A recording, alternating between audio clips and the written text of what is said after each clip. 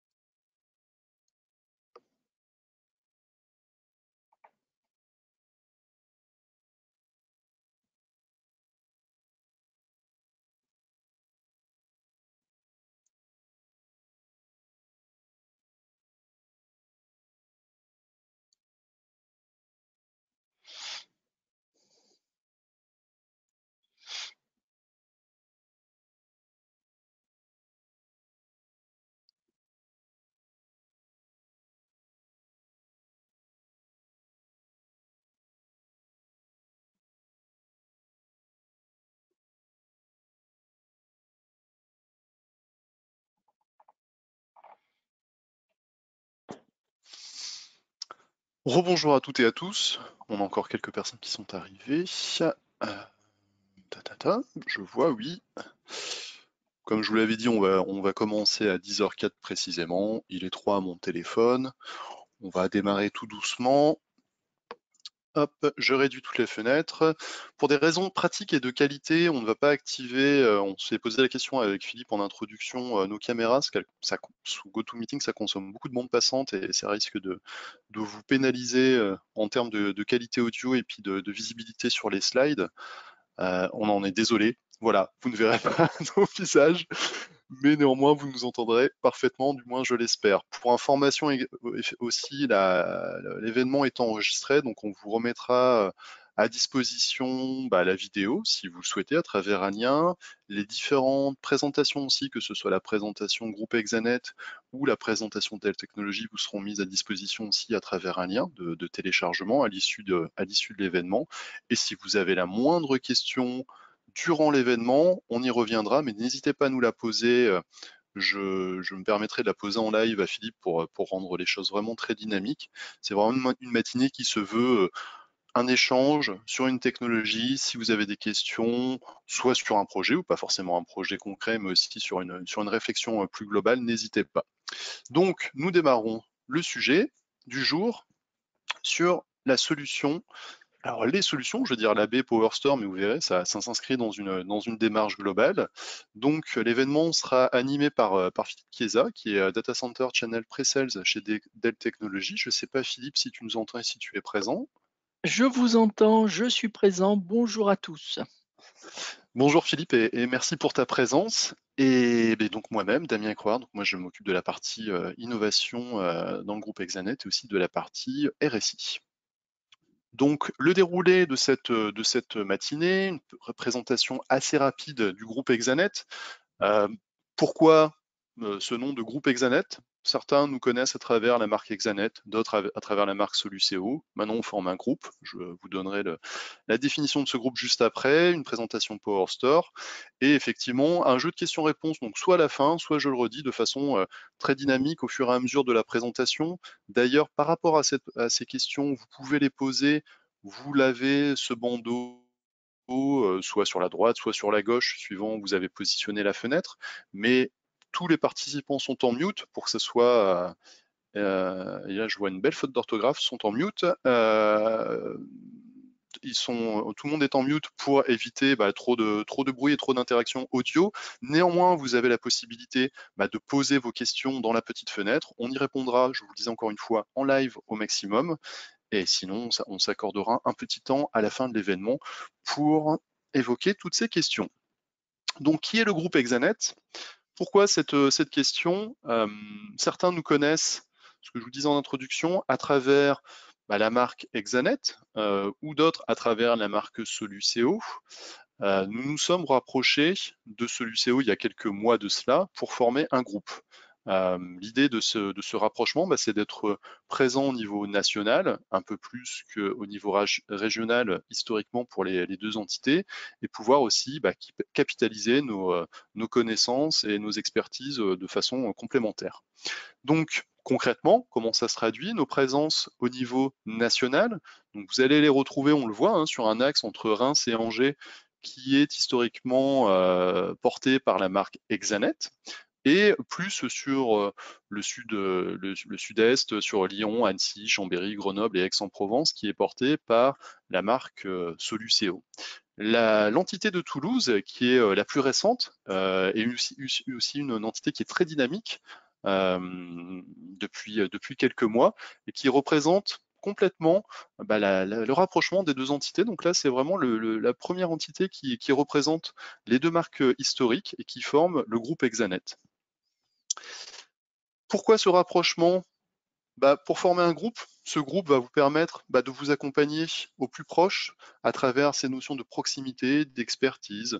On a le souhait aussi de rester une entreprise à taille humaine. On n'a pas vocation à devenir énorme en termes d'humains, de personnes, mais ça nous permet aussi d'élargir nos offres d'hébergement et de services managés, on le verra juste après, de vous faire bénéficier aussi de tout ce qui est opérateur télécom, de services managés, et d'être vraiment complémentaires sur ces différents sujets. Notre ambition, c'est d'être un acteur national reconnu dans nos métiers. Alors, ça, c'est un vœu pieux, comme on dit. Concrètement, comment ça se traduit? C'est de créer des nouvelles agences sur tout le territoire afin de devenir un acteur national et surtout d'être au plus proche de vous. On ne veut surtout pas être centralisé sur un site et de gérer notre relation de façon distancielle. Alors c'est pas très français, mais vous comprenez, surtout en les périodes qu'on a pu connaître, c'est vraiment d'être au plus proche pour prendre le pouls des différents environnements. On parlait par exemple de l'agence de Toulouse, qui a un écosystème qui lui est propre.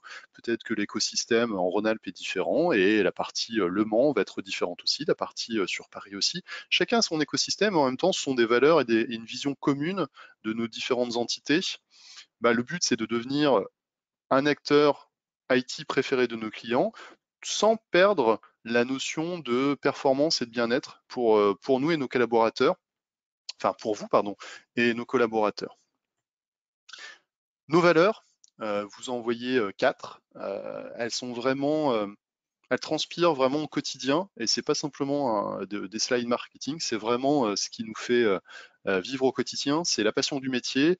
On le retrouve pour ceux qui nous connaissent à travers nos expertises et notre engagement au quotidien. La qualité de la relation, c'est vraiment très important. On peut être expert, c'est une chose, mais on véhicule aussi cette qualité de la relation au quotidien, cette volonté de progresser.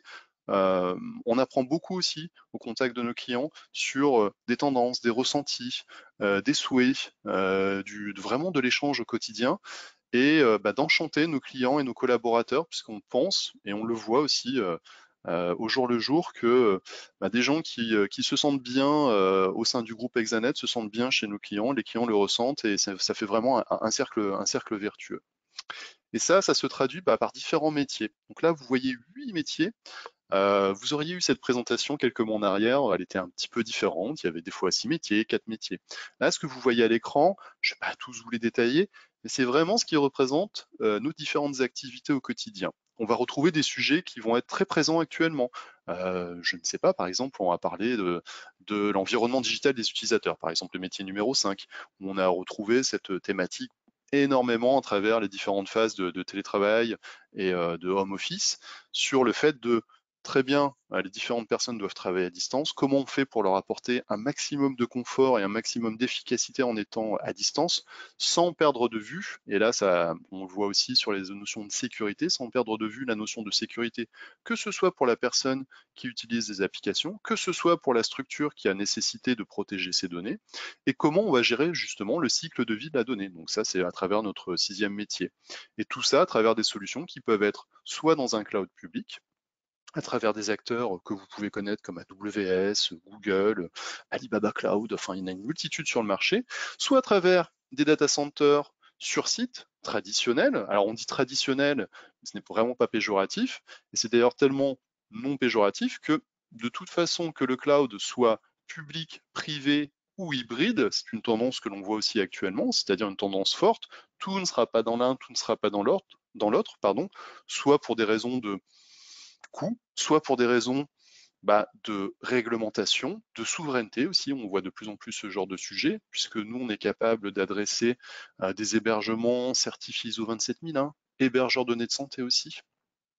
Et derrière ces notions de cloud, que ce soit un cloud public, privé, hybride, à un moment donné, même si on parle de cloud, il y a du matériel, il y a des environnements, on peut avoir du réseau, donc on est capable de vous accompagner sur cette notion de réseau, de sécuriser ces réseaux, que ce soit dans un data center, dans nos propres data centers, dans vos data centers, ou au plus proche aussi de vos sites. On a la capacité de vous délivrer des liens avec la sécurité et la disponibilité qui va bien, mais également de moderniser un existant et puis de vous fournir les solutions qui sont les plus pertinentes par rapport à un instant T, par rapport à vos projets futurs. Donc c'est une des thématiques du jour, on verra avec Philippe sur la gamme PowerStore de Dell, mais c'est vraiment un sujet qui nous tient à cœur puisque, je le redis, et il faut vraiment pas perdre ça de vue, que ok, on parle de cloud, mais derrière le cloud, il reste toujours déjà des humains, mais aussi du matériel, que ce soit du switch, de la sécurité, du lien télécom, du stockage, de la virtualisation, vraiment toute cette stack, cet empilement de technologies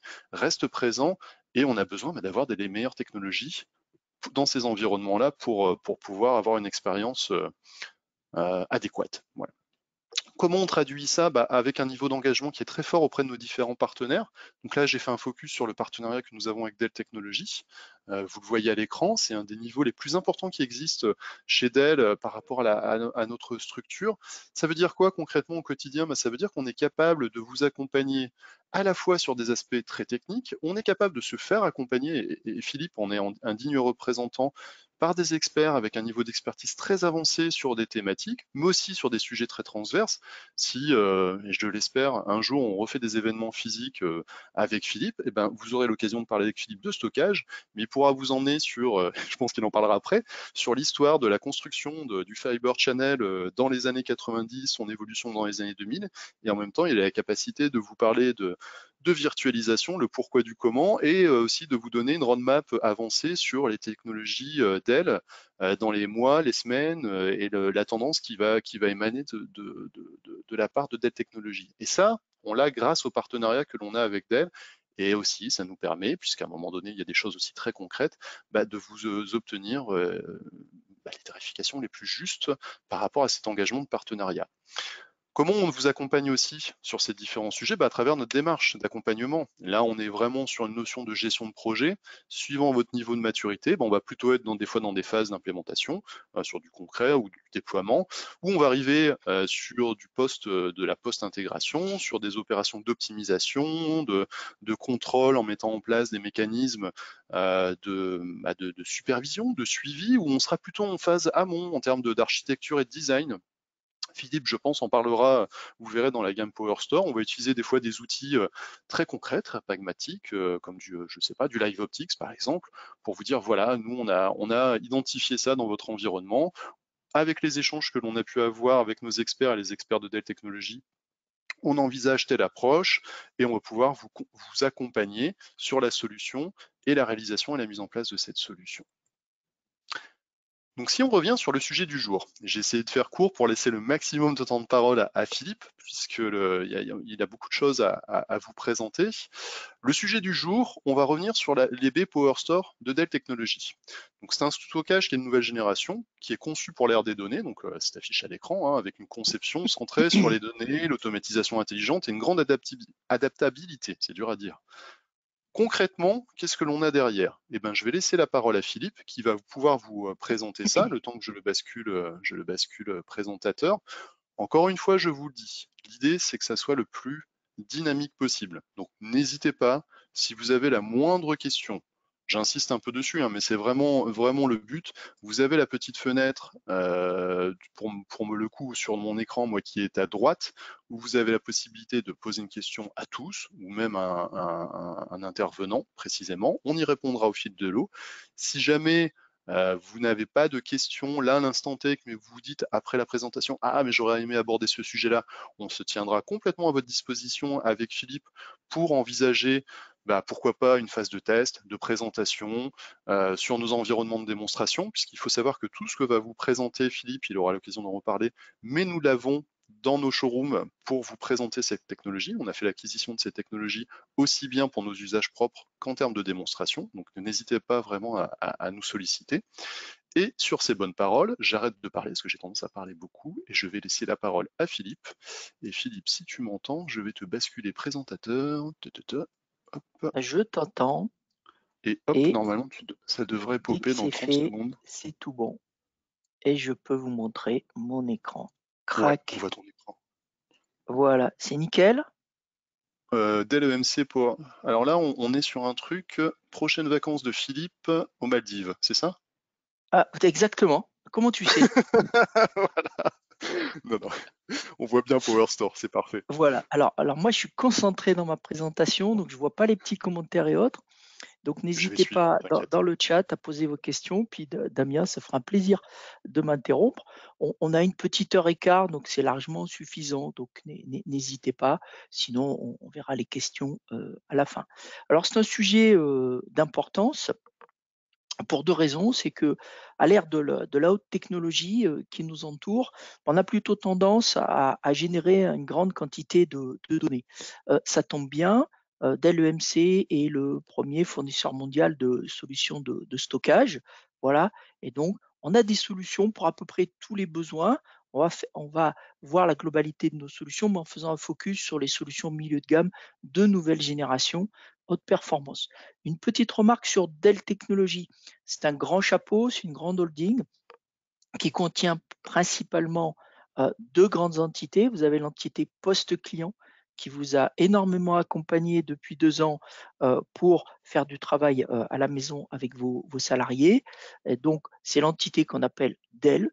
Et puis, vous avez une très grosse entité à côté, infrastructure, solution d'infrastructure pour data center, stockage, serveur, réseau, service associé, et cette entité, on l'appelle Dell EMC. Voilà. Donc je fais partie de Dell EMC. C'est une entité qui est issue de la fusion de Dell et d'EMC il y a plus de 5 ans maintenant, qui est à ce jour la plus grande fusion de l'histoire de l'informatique et qui a donné le leader du data center. Voilà. Alors on va faire une petite introduction pour revenir sur la stratégie de Dell Technologies aujourd'hui. Et puis, le grand sujet du jour, c'est le protocole NVMe. Un nouveau protocole pour accéder aux puces flash, pour avoir de la performance au niveau des solutions de stockage dans le data center. Donc on fera un peu d'histoire et on verra pourquoi on est sur cette décennie au début d'une rupture technologique. Tous les fournisseurs de stockage adaptent leurs solutions. On va parler de ce nouveau protocole et de tout ce qui en découle. Donc la solution Dell EMC PowerStore, c'est la première baie milieu de gamme chez nous qui est entièrement au standard NVMe. Voilà, donc ça sera le focus de la présentation. Et puis c'est une solution qui va venir s'intégrer dans notre framework de monitoring qu'on appelle Cloud IQ, qui est gratuit. Donc il faut l'utiliser et tous les produits aujourd'hui d'infrastructure Dell EMC rentrent dans ce framework Cloud IQ. Rapidement à la fin, on verra la partie service, quel support faut-il associer à nos produits. Et puis les outils, c'est extrêmement important. Quels outils sont à votre disposition en amont pour faire le dimensionnement, l'analyse de votre besoin, et puis où pouvez-vous trouver d'autres informations complémentaires. Voilà, excusez-moi, je suis un petit peu enroué ce matin.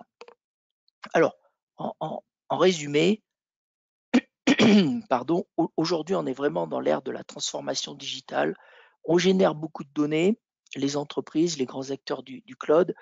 Ces données, avec un peu d'intelligence logicielle, on peut en tirer de la valeur et un avantage compétitif. Cette transformation digitale, elle requiert une transformation du système d'information, le passage d'une informatique traditionnelle à une informatique un petit peu plus moderne, basée sur des nouvelles technologies, dont le flash en particulier pour les performances, mais pas seulement. Et puis, elle requiert aussi la nécessité de gérer ces demandes. Donc aujourd'hui, la stratégie de Dell, elle est relativement simple. On considère que toutes les organisations doivent être digitales, avec les données au cœur des organisations, et que tout ça, ça va tourner dans un monde où il y a de l'informatique chez soi, de l'informatique dans le cloud, donc on parle de cloud hybride, et puis souvent de multi-cloud. Alors nous en sommes les chantres, puisque toute notre informatique utilise ces concepts aujourd'hui. Nous avons déjà plusieurs outils cloud à notre service, mais nous avons aussi une grosse informatique interne et il faut faire cohabiter ça. Donc, tous nos produits aujourd'hui sont conçus dans cette philosophie. Revenons à la fusion Dell EMC il y a 5 ans. Depuis cette fusion, nous avons mis en œuvre tout un tas de nouveaux projets ou d'évolution de nos technologies existantes. Et si on regarde toutes ces technologies, eh ben, elles vont partager un cahier des charges commun et une idée commune. Un, du développement agile avec des technologies de type DevOps et autres. Deux, une intégration très forte avec le cloud. Trois, une utilisation massive des technologies modernes de type container. Voilà. Et puis, tout ça en donnant de la facilité à l'utilisateur et beaucoup d'automatisation, voilà, pour que ces technologies soient le plus transparentes possible en termes de déploiement et d'utilisation dans le temps. Donc voilà la grande philosophie Dell EMC, on va dire. Alors nous sommes présents dans quel domaine? Juste un petit rappel pour ceux qui ne nous connaissent pas bien. Dans le stockage, bien entendu, stockage de données structurées, de données non structurées, stockage en pétaoctets pour le cloud, 30% de part de marché mondial à peu près, donc de loin le leader, parce que nous avons des solutions dans tous les domaines, ce qui est assez rare. Nos concurrents sont souvent spécialisés dans certains domaines du stockage, Notre stratégie, c'est vraiment d'écouter nos clients, d'écouter leurs besoins pour trouver la solution qui va correspondre le mieux à ce besoin. Alors, les serveurs, c'est aussi une évolution majeure dans la fusion Dell EMC. Mais il y a Dell à la base, et Dell était devenu déjà au préalable le premier fournisseur dans le monde de serveurs. Alors, il y a encore plusieurs fournisseurs, et puis il y a aussi tout le cloud qui utilise massivement des serveurs à façon, pas forcément Dell ou HP ou Lenovo pour citer nos concurrents. Solutions de protection de données, je vais en citer une qui est peut-être la plus connue, qui est historiquement l'appliance d'enregistrement de données sur disque dédupliqué Data Domain. Alors on ne dit plus Data Domain aujourd'hui, on dit Power Protect DD. C'est aujourd'hui plus de 60% de part de marché mondial sur les appliances de déduplication sur disque. Donc c'est simple, Data Domain, c'est 2 fois plus gros que tous les concurrents réunis parce que beaucoup de grands comptes utilisent cette techno qui est la plus sophistiquée en termes de déduplication, compression. Et puis, un domaine relativement nouveau qui avait commencé un petit peu avant la fusion de l'EMC, mais qui a explosé depuis avec une capitalisation très forte autour des techno vSAN de VMware, ce sont les technos d'hyperconvergence notamment. Voilà. Donc on va parler tout à l'heure un petit peu de VxRail, de vSAN. Donc je suppose que vous connaissez les grandes solutions d'hyperconvergence du marché. On parlera de positionnement entre le stockage traditionnel et l'hyperconvergence. Donc c'est pareil, c'est un domaine dans lequel nous avons 34-35% de part de marché mondial, notamment grâce aux appliances VxRail, qui ont été lancées il y a 5 ans maintenant et qui sont un très grand succès aujourd'hui dans l'industrie. Revenons au cœur du sujet aujourd'hui, le protocole NVMe. Qu'est-ce qu'un protocole? Eh bien, nous parlons en ce moment en français. Du moins pour l'instant, je vous parle en français. C'est notre protocole de communication. Eh bien, dans un système informatique, notamment dans un serveur ou dans un PC, le système d'exploitation doit causer au disque dur et il utilise un certain protocole. Alors, vous connaissez tous le protocole SATA, massivement utilisé dans les postes clients, le protocole SAS, qui est une évolution du protocole SCSI d'origine, on dit Serial Attach SCSI pour le SAS, qui est utilisé pour les disques durs dans les serveurs. Donc le protocole SAS est relativement proche du SATA, il en partage certaines spécifications, notamment au niveau électrique, de sorte qu'on a compatibilité dans les serveurs, on peut mélanger le SAS et le SATA, mais le SAS en termes de protocole est plus sophistiqué, avec une meilleure parallélisation des tâches. Malgré tout, on est à peine au-dessus du SATA et c'est un protocole qui a été pensé à l'origine pour les disques durs. Alors on utilise beaucoup depuis quelques années les puces flash, donc les SSD qui sont issus des puces flash avec une baisse de coût remarquable ces dernières années. On a commencé par le faire en utilisant le même protocole que pour les disques durs, le SAS. C'est là qu'on s'est aperçu que ça coinçait, qu'on n'exploitait pas à fond les capacités des puces SSD parce que le protocole SCSI d'origine est un protocole très verbeux et qui est utilisé aujourd'hui en mode série. Or, un SSD, en fait, contrairement à un disque dur mécanique qui a des têtes de lecture qui doivent se déplacer, qui ne peut pas faire plusieurs choses à la fois, un SSD, il peut écrire ou lire simultanément parce qu'il a plusieurs canaux dans plusieurs cellules flash. Donc le protocole SCSI d'origine ne permet pas de tirer pleinement parti des SSD aujourd'hui. C'est pour ça que l'industrie a conçu un nouveau protocole qui s'appelle NVMe, on appelle Non-Volatile Memory Express. Donc le nom veut bien dire qu'on s'adresse aux puces flash et qu'on utilise les capacités du bus PCI Express pour les meilleures performances. Donc on a pris nos SSD et puis on a remplacé la partie électronique SAS par une partie NVMe. Et tout de suite, j'ai une augmentation des performances. À ce moment-là, NVMe n'est plus le goulet d'étranglement, ce sont vraiment les SSD qui redeviennent le goulet. On peut tirer pleinement parti des performances. Alors, des fabricants comme Intel notamment ont eu l'idée d'utiliser ce protocole NVMe pour aller encore plus loin. Il existe une technologie qu'on appelle Storage Class Memory, SCM. Ce sont des puces flash de nouvelle génération qui ont une latence encore meilleure, qui s'approche de la latence de la mémoire, d'accord? Et dont le coût est intermédiaire entre le coût de la mémoire et le coût d'un SSD classique. Alors, Intel a eu cette idée de proposer le storage class, la technologie storage class memory au format barrette mémoire. Donc dans nos serveurs aujourd'hui, on peut avoir une rangée de mémoire classique, puis une rangée de mémoire de type SCM qui va au gigaoctet coûter 2 à 4 fois moins cher selon les tailles de barrette que de la DRAM et nous permettre de faire des serveurs qui ont virtuellement beaucoup de mémoire avec des technos de type SCM utilisés avec le protocole NVMe. Donc c'est extrêmement important à comprendre. Donc on est au début d'une révolution. Le NVMe étant un standard, tous les fournisseurs de stockage peuvent l'appliquer et c'est massivement utilisé dans nos serveurs aujourd'hui comme dans nos baies de stockage. Alors on va juste refaire un petit historique pour ceux qui n'auraient pas en tête ces dates. Le protocole SCSI a été défini en 1986, c'est-à-dire que ça fait plus de 30 ans maintenant qu'on utilise la même technologie, le même protocole pour causer au disque dur. Et bien entendu, ce protocole n'avait pas été pensé pour les puces flash. Alors SCSI, c'était très pratique dans les serveurs.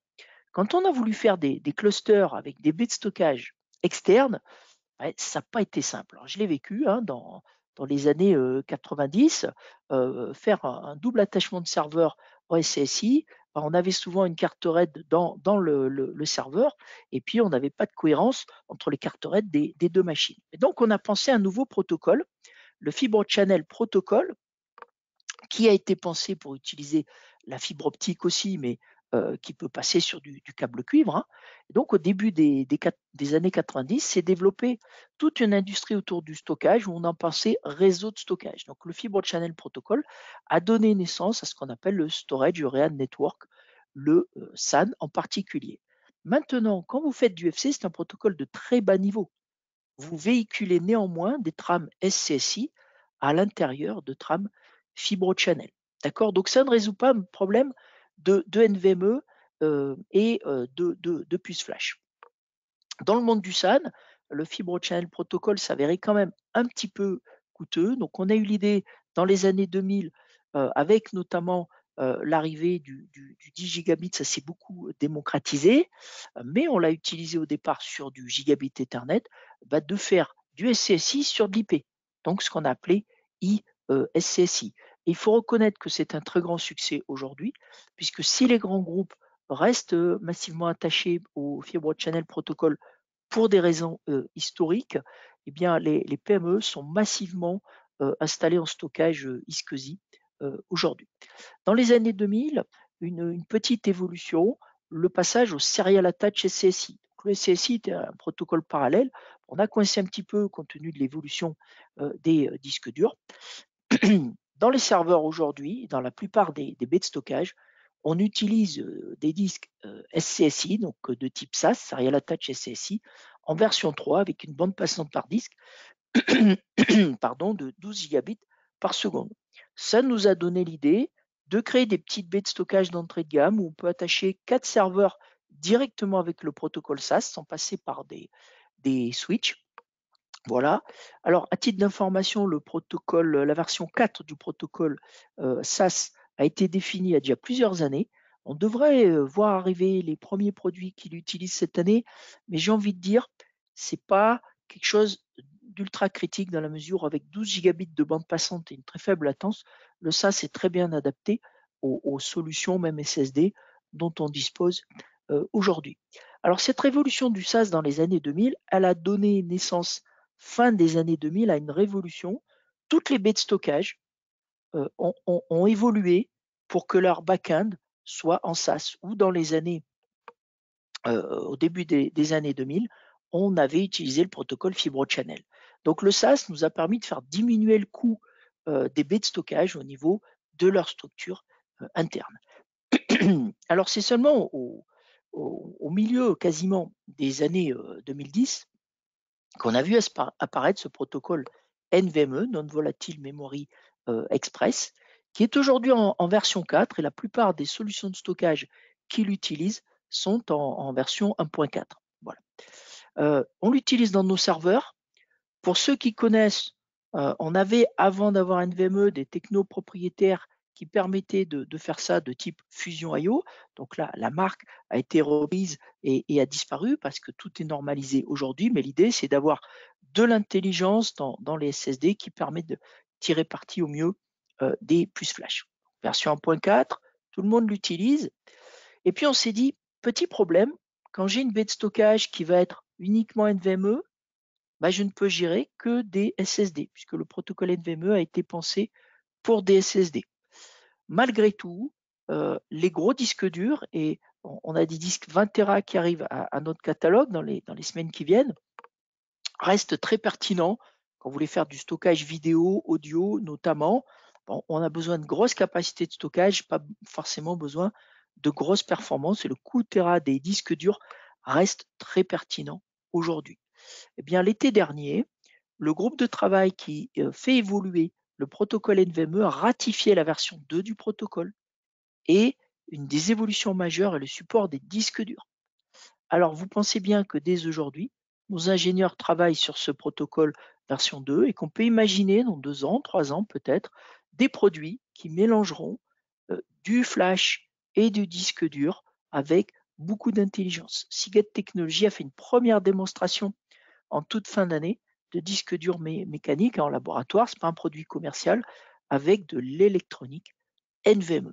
Alors voilà, c'était juste pour resituer l'évolution. Donc, en conséquence, aujourd'hui, toute l'industrie du stockage a cette volonté de profiter du protocole NVMe pour bénéficier des meilleures performances pour le stockage des entreprises. Néanmoins, si vous avez une baie de stockage qui est capable de causer NVMe, ben aujourd'hui, on va peut-être avoir un petit problème. C'est que si on fait un réseau de stockage, eh bien, votre serveur, en haut ici dans mon image, il utilise toujours le protocole SCSI, qu'il soit véhiculé par le Fibre Channel Protocol ou par le protocole iSCSI pour causer à la baie de stockage. Donc en fait, si on apporte une baie NVMe aujourd'hui, on va en profiter à l'intérieur de la baie du protocole NVMe parce qu'il y a beaucoup de tâches de copie, de déplacement de blocs, de tâches intelligentes à l'intérieur de la baie, mais on va garder notre goulet d'étranglement entre le serveur et la baie de stockage. Donc l'idée à l'avenir, c'est que on pourra faire du NVMe de bout en bout, et on a les pilotes qui vont bien pour que le serveur puisse causer à la baie en NVMe. Alors c'est quelque chose qui a été ratifié depuis un petit moment sur Fibre Channel, qui a été ratifié un petit peu plus tard en IP, et donc avec la dernière version de firmware pour la baie PowerStore, on supporte ce qu'on appelle le NVMe over Fabric sur des réseaux IP et aussi sur du réseau Fibre Channel. Donc, les clients qui auront besoin de performance maximale pourront aller beaucoup plus loin que ce qu'on fait aujourd'hui avec une BSAS ou Fibre Channel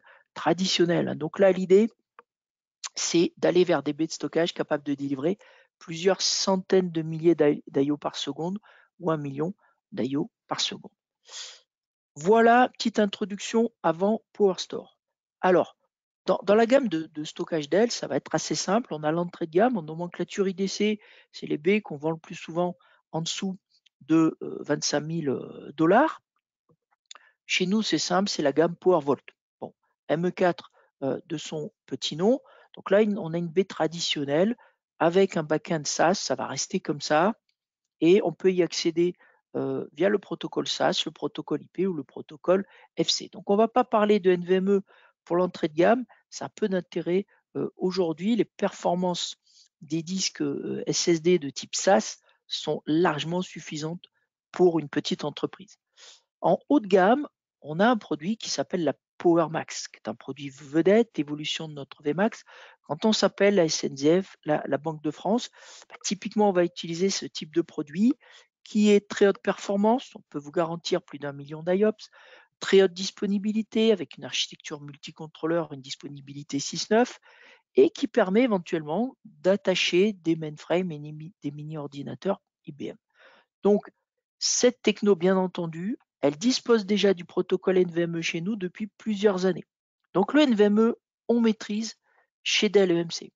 Ce qu'on a voulu faire avec la baie PowerStore, c'est tirer parti des enseignements de la PowerMax pour amener une baie aux plus petites entreprises à des prix très raisonnables, puisque une Power Store financièrement peut commencer à moins de 30 000 euros pour une baie de stockage avec une capacité déjà raisonnable. D'accord? On parle de 25-30 Tera tout de suite pour ces tarifs-là. OK? Donc, pas nouveau chez nous, une nouvelle technologie qu'on veut apporter à tout le monde.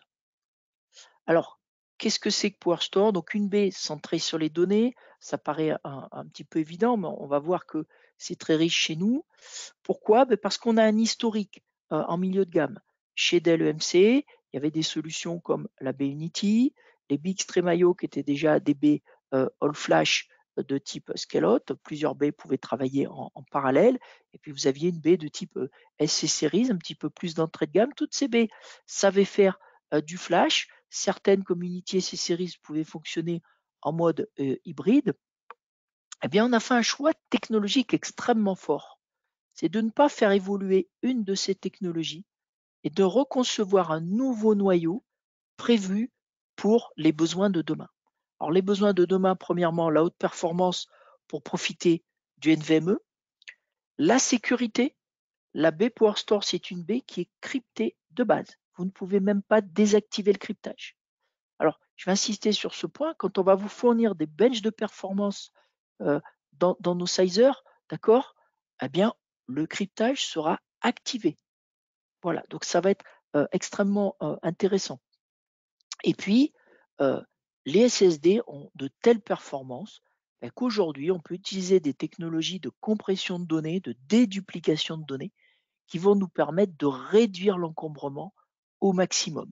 Dans une baie PowerStore 2U, je peux stocker des centaines de téraoctets de données. D'accord? Donc, je vais pouvoir faire évoluer avec des tiroirs additionnels éventuellement. À mon sens, on n'est pas censé avoir besoin de dépasser 2U avec une baie PowerStore. Donc, centré sur les données, moi, j'ai un petit leitmotiv. J'ai envie de dire, quelque part, si je le dis en plaisantant, c'est une baie pour les geeks, les paranos et les écolos. Alors, le geek, c'est pour l'aspect technique, c'est la baie NVMe nouvelle technologie avec en plus un nouveau noyau. Au cœur de ce noyau, on a intégré tout ce qui était déduplication, compression. Donc, on va avoir dans la gamme de solutions d'LEMC les taux de réduction de données les plus élevés en garantie. Et puis, pour les paranos, la sécurité, le cryptage de base à l'intérieur de la baie. Donc, pensez dans le noyau. Voilà.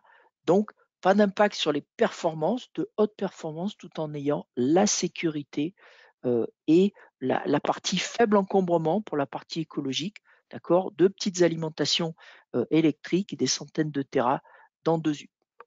Alors c'est important Et aussi Philippe, puisqu'on fait beaucoup. Oui, j'ai une petite question d'ailleurs, c'est même si c'est, enfin, c'est une question auquel je réponds, puis tu me diras si c'est vrai que c'est même si c'est un nouveau noyau, ça n'empêche que vous avez capitalisé sur toutes les technologies apprises avant sur la fiabilité et la stabilité de ce type de baie. exactement, exactement. Alors vous n'êtes pas sans savoir que la plupart des baies de stockage, mais c'est vrai depuis chez Dell EMC depuis des années, nous utilisons comme contrôleur de stockage en fait des architectures Intel banalisées. Nos contrôleurs de stockage sont des serveurs totalement banalisés. Et une BSC Series, une B-Unity, qu'est-ce qu'il y a au cœur? Il y a un noyau Linux expurgé. D'accord? Donc en fait, quand je dis qu'on est parti d'un nouveau noyau, c'est qu'on est reparti d'une base Linux saine et optimisée, dernière génération, mais qu'on n'a pas récupéré tout l'historique d'Unity et de SC Series. On s'est dit pas besoin de garder la compatibilité et le noyau d'Unity, puisqu'on a dans cette architecture des choses qui ont été développées il y a plus de 20 ans. D'accord? Donc, on est reparti d'une feuille blanche, mais ce sont nos ingénieurs stockage qui travaillent depuis 30 ans sur Unity SC Series Extreme.io, qui sont repartis des souches Linux qu'on a l'habitude de manipuler, mais en ne gardant que la base minimale pour implémenter le cryptage, compression, déduplication et tous les protocoles dont on a besoin pour causer aujourd'hui. Donc, C'est pas 100% une nouvelle baie, on va dire, en termes de développement, on a tout notre historique, mais on n'a pas gardé la compatibilité qu'on pouvait avoir dans Unity et SC Series. Alors c'est important et ça va expliquer que à notre catalogue, on va garder pendant des années 2 baies de stockage aujourd'hui.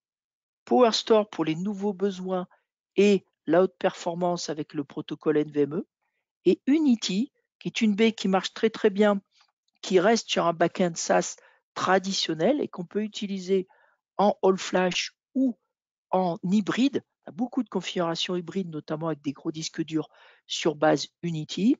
Et puis vous avez des fonctionnalités bien, qui fonctionnent très bien en Unity. Je pense notamment au NAS, qui est très utilisé sur cette technologie et qui est capable de fonctionner avec de la réplication synchrone, asynchrone, des fonctions très évoluées. Ces fonctions NAS, on va les porter petit à petit sur PowerStore, mais elles sont aujourd'hui moins développées en PowerStore qu'elles le sont sur Unity parce que ce n'était pas la priorité à court terme dans la mesure où on a déjà la baie Unity qui va rester pour des années au catalogue. Donc voilà, j'espère avoir répondu à vos questions là-dessus. Alors le Oui, produit, quand je dis qu'il est nouveau, il n'est pas si nouveau que ça, puisque ça fait plus de 18 mois maintenant qu'il est sorti et qu'on est en version 2 de l'operating system aujourd'hui et que la version 3 de l'operating system PowerStore arrivera au milieu de cette année. Donc on est déjà sur un produit à maturité, on en reparlera tout à l'heure. Donc là, c'était pour la partie centrée sur les données. Et puis, par rapport à nos autres offres, on a essayé d'apporter beaucoup plus d'intelligence et des capacités d'adaptation extrêmement fortes. On va détailler ces 3 pavés dans les quelques minutes qui suivent. Alors, centré sur les données, j'ai déjà presque tout dit, mais rappelons-le, je peux faire du stockage bloc. Ça, c'est une évidence. Je peux faire du stockage de type file. Alors, le file aujourd'hui, je peux avoir un NAS dans une baie PowerStore. Certaines fonctions évoluées, comme réplication synchrone asynchrone, natives au niveau du NAS, sont aujourd'hui uniquement dispo chez Unity. Le produit fait ça très bien. On l'aura petit à petit dans le temps, mais le but n'était pas de remplacer la baie Unity à court terme. Support des vVol aussi. On a quelques clients qui aiment bien utiliser les technos standardisés de VMware. D'accord? Ça permet d'avoir une abstraction de la baie de stockage. Le vVol va fonctionner de la même façon qu'on ait une baie d'LEMC ou autre, j'ai envie de dire. Un concept qui est extrêmement important dans PowerStore, qu'on a récupéré de nos technos précédentes, c'était le scale-up ou le scale-out. Alors, scale-up, qu'est-ce que ça veut dire? Ça veut dire qu'une fois que j'ai ma baie de base qui fait 2U, qui a des disques et les contrôleurs intelligents, base Intel, eh bien, je peux rajouter jusqu'à 3 étagères. OK? Alors, personnellement, ce n'est pas une fonction qui m'intéresse beaucoup, dans la mesure où les SSD NVMe sont tellement performants qu'à un moment donné, si je rajoute des disques mais que je ne fais pas évoluer la puissance de mes contrôleurs, je risque d'avoir un goulet d'étranglement. Maintenant, pour des clients qui n'auront pas besoin de beaucoup de performance, rajouter des tiroirs sera peut-être intéressant. La fonction qui est la plus intéressante pour moi avec PowerStore, c'est la fonction Scale-out. Je peux faire travailler 4 B PowerStore en parallèle comme si c'était un SAN virtuel. Alors, ça n'a rien de nouveau chez Dell EMC. On fait ça en Extreme.io depuis des années. On pouvait avoir jusqu'à 8 tiroirs. On fait ça en SC Series. On pouvait avoir jusqu'à 10 tiroirs qui travaillaient comme une B. L'expérience nous a montré que la plupart des clients avaient 2, 3 appliances. Donc, on est allé jusqu'à 4 pour faciliter les projets de migration. Un des gros avantages de l'architecture scale-out, c'est que vous oubliez les projets de migration. Vous avez une baie que vous avez acquise, vous y mettez vos applications, puis 3 ans plus tard, vous voulez compléter la volumétrie, vous rajoutez une deuxième baie, ce qui va vous apporter de la volumétrie et des performances parce que vous avez un nouveau projet d'ERP. Et puis au bout de 5 ans, vous dites, ma première baie, je veux la décommissionner, j'en veux une de nouvelle génération, plus performante et plus capacitive. Vous faites l'acquisition de la troisième baie, vous la mettez à côté des 2 autres, et puis là, dans l'interface d'administration, vous dites arrêtez la première baie. La volumétrie va être déplacée sur la nouvelle baie, en l'occurrence sur la nouvelle volumétrie disponible, et l'ancienne baie va s'arrêter. Aucun projet de migration. Ça, c'est des choses qu'on sait faire depuis plus de 10 ans chez Dell EMC. Donc, on a juste récupéré ce concept qui plaît beaucoup aux grands clients en particulier. Voilà. La disponibilité, donc bien entendu, dans les appliances PowerStore, tous les composants sont redondants, échangeables à chaud, le mid-plane est passif, donc on parle d'une baie disponibilité 6.9. On fait les upgrades de contrôleurs à chaud, d'accord? Donc bien entendu, on va devoir redémarrer un contrôleur en basculant toute la charge sur l'autre contrôleur. En termes de performance, c'est pas très gênant parce que la baie est active-active, hein, contrairement à certaines solutions du marché. Pour ceux qui connaissent Dell, on avait une ancienne technologie qui s'appelait Equalogic dans les années 2000, qui est de type actif standby. Donc là, on est sur des contrôleurs actifs-actifs qui travaillent en haute disponibilité. Donc, un volume est accédé simultanément par les deux contrôleurs. Si un contrôleur tombe en panne, aucun arrêt, bien, immédiatement, l'autre contrôleur reprend les IO en cours sur ce volume. D'accord? Donc la baie, on l'a dit, NVMe de bout en bout, c'est le cœur du produit. On sait gérer des puces flash et attention, là on va avoir un différenciateur par rapport à certains concurrents, on sait gérer du storage class memory.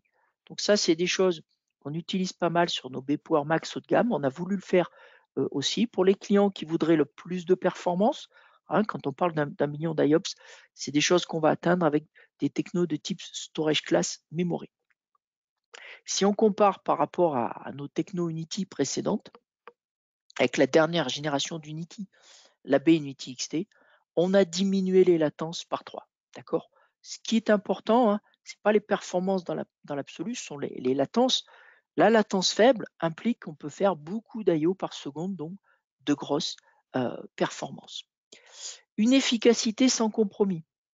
On a conçu un noyau avec au cœur le cryptage, on n'insiste pas assez là-dessus dans nos présentations, la compression et la déduplication. Hein, ce sont deux fonctions séparées, mais qu'on utilise simultanément. On fait d'abord la phase de dédupe, après la phase de compression. Donc la déduplication, elle est online, donc ça demande pas mal de puissance. Les contrôleurs des B Power Store sont des processeurs Intel de type Xeon SP. On a souvent des bipro. Il y a juste le premier modèle qui est un monopro. Le premier modèle part à 96 Go de mémoire par contrôleur. Hein, donc on peut faire pas mal de choses en mémoire. Ça nous permet d'être très performant sur la dédupe inline. Et puis après, une fois que les blocs sont dédupliqués, on les compresse. Et là, on est allé loin. C'est la première baie qui, chez Dell EMC, utilise les capacités des ASIC Intel. Avec le Xeon SP, vous avez des chipsets sur les cartes mères qui sont capables de faire de la compression matérielle. Donc, on a utilisé les API Intel. Et c'est pour ça que, ou sur une Power Max, on garantit du 3,5 pour 1 en taux de réduction de données, on va garantir du 4 pour 1 sur nos baies Power Store. Alors, qu'est-ce que ça veut dire 4 pour 1 de garantie et réduction de données? Ça veut dire que sur les données qui sont optimisables, bien entendu à l'exclusion des données de type vidéo, audio, image notamment, qui sont les trois grands types de données bien connus, qui sont optimisées parce que ça prend beaucoup de place, eh bien, on va pouvoir réduire les données drastiquement. Et on va s'engager par contrat. Sans analyse préalable. En fait, on avait historiquement des processus d'analyse des données des clients qui étaient assez longs, d'accord? Et au final, on arrivait à peu près toujours à la même chose. On avait des abacs assez régulières. Et puis, je vous ai parlé tout à l'heure d'une petite fonction qui s'appelle CloudIQ. CloudIQ, c'est du monitoring. Pour bénéficier de CloudIQ, en fait, il faut que votre baie de stockage soit reliée au support technique Dell. En plus de 90% des baies que nous vendons sont reliées au support Dell. Ça veut dire quoi? Elles envoient leur log à intervalles réguliers. Et donc, on sait exactement quel taux de réduction de données on obtient chez nos clients. Et comme on a beaucoup de baies, parce qu'on a beaucoup de clients, ben on sait exactement ce qu'on obtient en moyenne. Donc, on sait s'engager par rapport à ça. Quand je dis 4 pour 1, on est conservateur, on sait que demain, on ira facilement vers du 5 pour 1. Et nous avons un contrat type qui est passé au département légal chez nous, qui a été traduit en français. C'est un contrat PDF de 2 pages qu'un client peut signer au moment de l'acquisition de la baie et qu'on enregistre nous pour corriger le problème si des fois on n'avait pas dans le cas réel ce 4 pour 1. Alors bien entendu, ce contrat, il mentionne les exclusions. Le but est de sensibiliser les clients aux exclusions. Voilà, donc toutes les données qui ne sont pas compressibles parce qu'elles le sont déjà. Les données qui sont cryptées, certains logiciels vont crypter les données, donc on ne pourra pas nous derrière appliquer nos algorithmes de déduplication. Une fois qu'on a exclu ces données, on va garantir du 4 pour 1. Voilà. Donc dans les process avant-vente, c'est extrêmement intéressant et c'est comme ça qu'on va avoir sur Desu des capacités extrêmement importantes. J'ai une question Oui, par rapport à ça. Cet engagement, c'est-à-dire qui se traduit concrètement si tu as, je vais donner vraiment des chiffres complètement au hasard, hein, mais si tu as une baie, je sais pas, qui fait 40 Tera, c'est-à-dire que de facto, on va faire un 4x4. On va faire 160 Tera sur cet engagement. alors oui et non. Alors en fait, on va en tenir compte dès notre dimensionnement. C'est-à-dire D'accord. un client qui nous demande 40 Tera, notre sizer va calculer les disques nécessaires pour obtenir, avec le taux de déduplication qu'on va lui donner, les 40 Compris. Tera. Je Donc, comprends. en Je comprends. tenant compte du 4 pour 1, le sizer est configuré par défaut sur du 4 pour 1 et les contrats de garantie concernent du 4 pour 1. Donc, en effet, pour faire 40 Tera, on ne livrera pas à 40. Pour faire 160, on ne livrera pas 160 de physique. D'accord? Attention, on va parler de volumétrie utile ici. On va donner de la volumétrie en tenant compte aussi des mécanismes RAID et de la volumétrie de secours qui est pré-réservée en cas de panne de disque dur. D'accord? Juste une petite remarque à ce sujet, on n'a pas de disque de secours. Dans un tiroir, vous allez avoir jusqu'à 25 disques qui sont dans ce qu'on appelle un RRS en technologie Power Store, donc un ensemble de résilience RAID, d'accord? Et bien là, on va avoir de la volumétrie de secours étalée sur tous les disques qui va permettre en cas de panne d'immédiatement reconstruire les blocs manquants sur la volumétrie résiduelle. Donc ça se passe extrêmement vite puisqu'on est sur du SSD, bien entendu. Et puis on va avoir un pseudo-RAID. Alors ce pseudo-RAID, il va être de type pseudo-RAID 5 ou pseudo-RAID 6 par série de 8 disques, donc en 8 plus 1 ou en 8 plus 2 pour le RAID 6. Pour les plus petites configurations, un client qui va nous demander juste une petite vingtaine de Tera, on travaillera en 4 plus 1 parce qu'on aura moins de 10 disques dans la baie, d'accord? Eh bien, les données sont sécurisées sur l'ensemble des disques de la baie. Donc ça va nous donner ce qu'on appelle la capacité utile. Et bien, cette capacité utile, on va appliquer le coefficient de réduction de données défini à l'avance. Alors, néanmoins, soyons pragmatiques. Je connais assez peu de clients qui n'ont pas des images, voire des fichiers PDF, qui est un format qui va être exclu du contrat. Donc, on va quand même regarder en amont rapidement, ça prend très peu de temps, les données utilisées par le client pour voir la proportion de PDF, la proportion d'images. Un client qui me dit, moi j'ai un service marketing qui bosse pas mal, qui fait quelques vidéos et autres. Les quelques terras utilisés par le marketing, je vais les sortir de mon calcul 4 pour 1, d'accord? Et ne prendre que la virtualisation et le reste des applications. Donc, en moyenne, on fait nos dimensionnements, on va dire, sur du 3 pour 1, d'accord, pour tenir compte des données que tous les clients ont qui ne sont pas optimisables, qu'on ne peut pas compresser, redédupliquer derrière. D'accord? En revanche, si vos données sont de type audio-vidéo massivement, je ne pense pas qu'une techno de type PowerStore soit adaptée à votre besoin et c'est pour ça qu'on a aujourd'hui Unity à notre catalogue, voire de la PowerVolt M4 qui fournit en termes de prix au teraoctet quelque chose d'imbattable chez nous pour ce type de stockage. D'accord? Parfait. Parfait. Et ben, tu as répondu en plus à une question qui était, tu l'as répondu à la volée. Donc c'est parfait. Il y avait des questions justement sur le taux de duplication sur des extensions spécifiques comme de l'imagerie médicale, ce genre de choses. Donc tu as répondu. C'est parfait. Exactement. Donc soyons clairs, hein, les formats de type image et compagnie sont déjà extrêmement optimisés. Et donc l'expérience montre que quand on applique nos algorithmes de compression là-dessus, allez, on obtient des taux de 1,1, on va dire, et on est content. Donc on ne peut pas en tenir compte. Et bien entendu, la techno ne me paraît pas adaptée si on a 90% de type de données audio-vidéo. Voilà, donc en particulier sur l'imagerie médicale. Voilà. Alors, je dis ça aujourd'hui, puisque si je me rappelle ce que j'ai dit tout à l'heure, qu'on aura le support de disques mécaniques dans le protocole NVMe, je suis persuadé que mes ingénieurs travaillent déjà là-dessus et que d'ici 2025, on aura des technos de ce type et qu'on pourra faire un mélange de NVMe SSD et de NVMe mécanique dans les baies de stockage et que du coup, on aura une baie pour tous les besoins. Voilà. Merci pour la réponse. Santé proactive, très important. Je l'ai dit, Cloud IQ, portail de monitoring, les baies remontent dessus.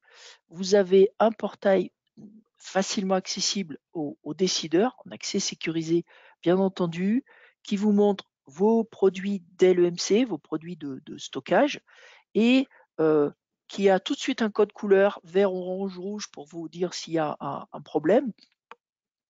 Mais j'en reparlerai tout à l'heure. Je vous ai mis quelques slides sur Cloud IQ, mais vraiment, c'est pour nous le nerf de la guerre. Beaucoup d'autonomie. Alors, une intégration forte avec VMware, notamment tout le framework vRealize pour les gros clients VMware, et nous en avons beaucoup dans nos clients grands comptes. Une intégration forte avec les frameworks d'automatisation libre, notamment de type Ansible. C'est le plus courant, alors, pas seulement PowerStore, hein. Tous nos produits d'infrastructure sont fournis avec ce qu'on appelle les playbooks Ansible, donc des descripteurs de produits qu'on va directement intégrer dans un framework de déploiement Ansible. Ansible, l'intérêt, c'est que c'est un framework libre qui va vous permettre de déployer de façon automatisée des produits de stockage, des serveurs du réseau, et ça pour différentes marques. Donc les hébergeurs, les gros data centers utilisent massivement Ansible. Et puis, ce dont on parle beaucoup aujourd'hui, ce sont les containers. Et donc, comme le faisait la baie Unity, la baie PowerStore propose une interface de type CSI, qui est l'interface normalisée pour qu'un framework Kubernetes puisse pré-provisionner automatiquement, envoyer des instructions de provisionnement à la baie. Alors ça, c'est très intéressant parce que ça va permettre à des développeurs qui travaillent sur des containers sans connaître le stockage, sans avoir à manipuler l'interface PowerStore, de provisionner, de libérer des ressources via les interfaces CSI utilisées automatiquement par Kubernetes. Donc ça fait partie des fonctionnalités qu'on a sur nos produits milieu de gamme aujourd'hui, Unity et PowerStore, qu'on n'a pas sur nos produits d'entrée de gamme de type PowerVault, qu'on n'avait pas sur nos produits historiques de type SC Series. D'accord. Donc là, on est vraiment sur le produit du futur. C'est qu'un début sur les containers, mais j'ai pas de doute que ça va exploser, que nous sommes dans la décennie des containers. D'accord? De l'intelligence artificielle ensuite pour répartir la charge du travail. Alors, un client classique qui va gérer quelques dizaines de terras, il va avoir une appliance. Et au mieux, il en aura une deuxième le jour où il va migrer. Lorsqu'on va gérer des quantités de données un petit peu plus importantes, qu'on va être amené à avoir une deuxième appliance, une troisième appliance, eh bien, vous avez un moteur d'intelligence artificielle, de machine learning, qui va se déclencher et qui va vous suggérer d'optimiser vos traitements en vous disant ben, dans telle appliance, j'ai un petit peu plus de performance. Là, celle-là, elle est saturée et on va répartir ces traitements au mieux et on peut le configurer pour que ça se déroule de façon automatique. Alors bon, l'intelligence artificielle va être de partout autour de nous dans les années qui viennent. On l'utilise quotidiennement dans nos voitures et autres. Ça va être pareil pour nos différents produits et en particulier pour la baie PowerStore. Le dernier point, très important, une baie très adaptable.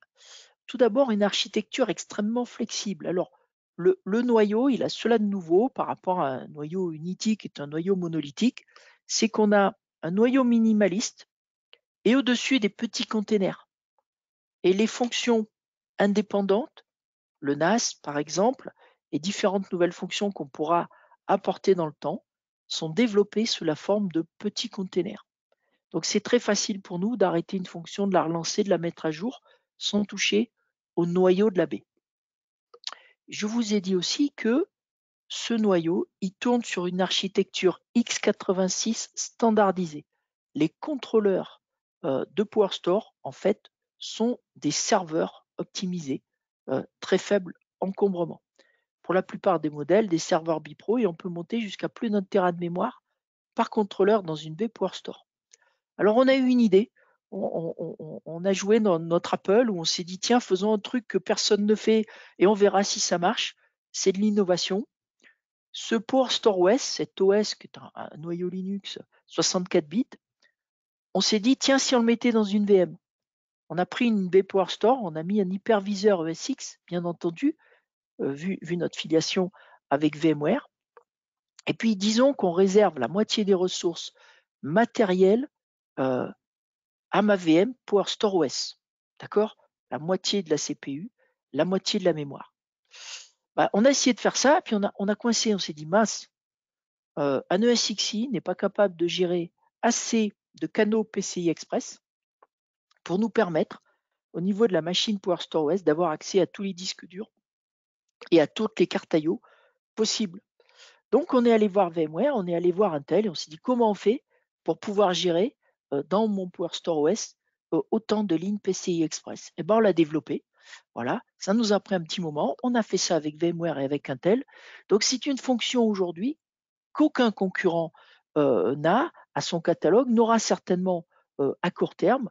On peut avoir un hyperviseur dans notre baie de stockage, avoir la moitié des ressources des contrôleurs pour notre stockage, et puis l'autre moitié des ressources, vous pouvez faire tourner des VM standards, des VM VMware classiques.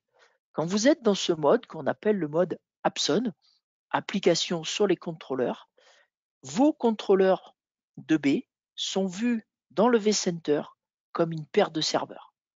La seule restriction, c'est que le vCenter n'aura pas le droit de les mettre à jour. C'est Dell uniquement qui fera la mise à jour du VMware au niveau de ces contrôleurs. Alors, c'est une niche de marché aujourd'hui.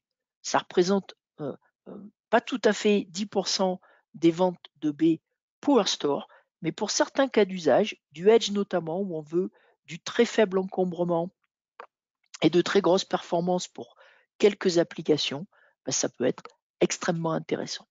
La plupart des clients utilisent aujourd'hui la baie PowerStore avec le PowerStore OS installé directement dans les serveurs sans couche de virtualisation. D'accord? Donc, je rappelle, une architecture basée sur des containers et qui en plus est capable éventuellement de faire tourner des applications au format VM nativement dans les contrôleurs. Alors, si vous voulez cette fonctionnalité Apson, il faut le choisir à la commande. La baie en usine, elle va être installée soit avec VMware, soit sans. Et ce n'est pas quelque chose qu'on peut changer après coup. C'est pour ça qu'on a dans notre catalogue deux modèles. On a le modèle T, le modèle classique, puis on a le modèle X qui peut faire du Apson et faire tourner des VM. D'accord? Consommation flexible. On va beaucoup insister dans l'année qui vient avec la démocratisation d'un programme qui s'appelle Apex chez nous, qui est destiné à fournir tout un tas de services à la demande avec un paiement en mode consommation, d'accord? Mais vous pouvez acheter une baie PowerStore. Vous pouvez aussi, avec notre département DFS, notre banque interne, trouver une solution de financement où on va faire du pay-per-use flexible, d'accord? Et puis, vous pouvez directement rentrer dans le programme Apex où vous louez une baie PowerStore, vous engagez sur 1 an, 3 ans. En fait, vous ne savez pas que vous louez une baie PowerStore, vous dites je veux 30 Tera et je veux tant d'IOPS. Je veux 100 Tera et je veux tant d'IOPS. Eh ben, on vous fournit la solution de stockage qui délivre ça avec une mensualité, d'accord, et une possibilité d'évoluer très facilement. Voilà. Ce qui est très important aussi, c'est que pour toute la gamme PowerStore, nous avons un programme de fidélité client qui s'appelle FutureProof.